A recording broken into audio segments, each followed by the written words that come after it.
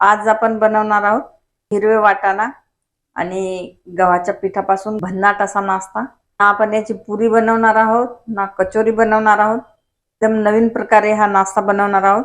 तर इथे मी 1 वाटी हिरवे वाटाणे घेतलेले आहेत, यानी की मटर, आणि 1 वाटी घेतलेले आहे गव्हाचं पीठ। वाटाण्याला मिक्सर जार मध्ये टाकलेला आहे। वाटाण्यामध्ये टाकायचे आहेत 4 हिरव्या मिरच्या, अर्धा चमच जिरा, 3-4 लसणाच्या पाकळ्या, 1 इंच अद्रकचा तुकडा, हिरवी कोथिंबीर। तर हे सर्व ग्राइंड करून घेऊया। तर हे अशा प्रकारे ग्राइंड केलेलं आहे। गॅसवर कढाई ठेवलेली आहे। कढाईमध्ये टाकायचा 1 चमच तेल। तेल गरम झाल्याच्या नंतर टाकायचे इथे ग्राइंड केलेले वाटाणे।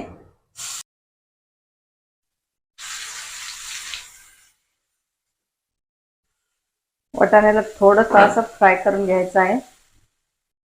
वाटाण्यामध्ये टाकायचं आहे चवीप्रमाणे मीठ, थोडीशी हळद, धने जिरा पावडर अर्धा चमच, गरम मसाला अर्धा चमच।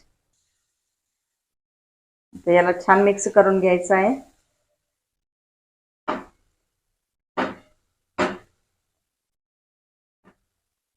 मसाले छान मिक्स झालेले आहेत। वाटाण्यामध्ये टाकायचं आहे 1 ग्लास पाणी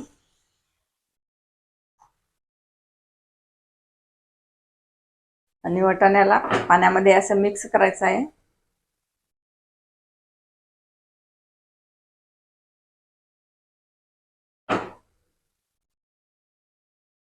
वाटाण्याला उकळी आल्याच्या नंतर 1 वाटी गव्हाचं पीठ टाकायचं आहे याच्यामध्ये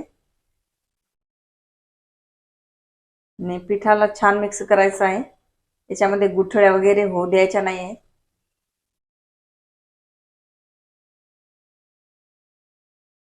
सतत असं चालवायचं आहे।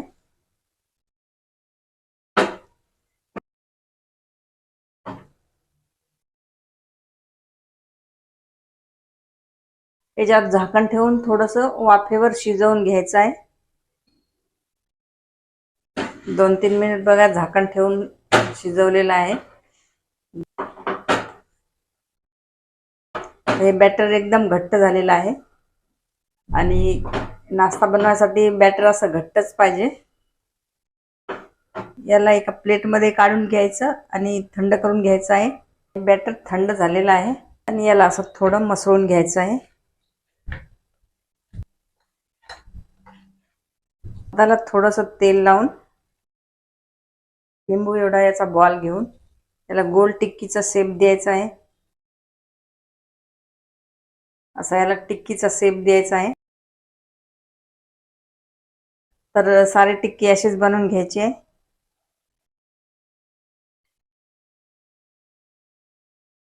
तर अशा प्रकारे हे पूर्ण नाश्ता बनवून घेतलेला आहे। कढाईमध्ये तेल गरम करण्यासाठी ठेवलेला आहे। हा नाश्ता तेलामध्ये फ्राय करून घ्यायचा।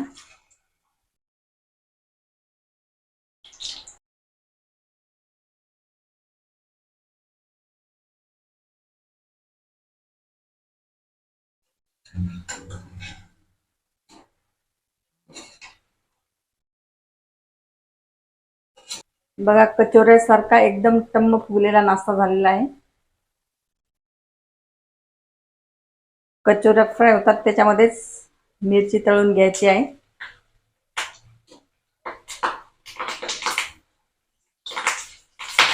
मिरची असे पटकन वर घ्यायची, नाहीतर मिरची फुटू पण शकते तेलामध्ये। बघा मिरच्यांचा कलर खूप छान आलेला आहे।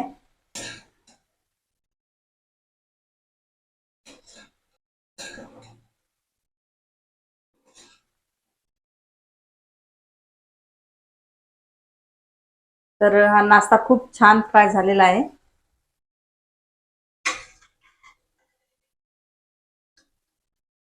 नाश्ता सर्व करण्यासाठी तयार आहे।